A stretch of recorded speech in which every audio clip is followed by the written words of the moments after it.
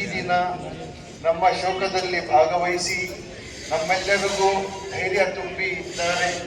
ಅದಕ್ಕೋಸ್ಕರ ನಮ್ಮ ಈ ವಿದ್ಯಾಲಯ ದಾರುಲ್ ಉಲೂಮ್ ಸಬೀಲುರ್ ರಶಾದ್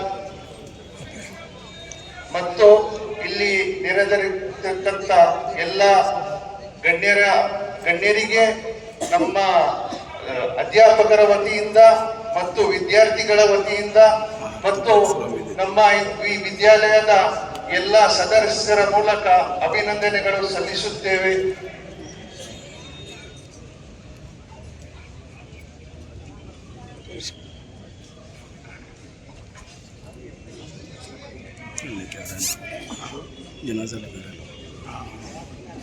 अंदर लेक्चर है अंदर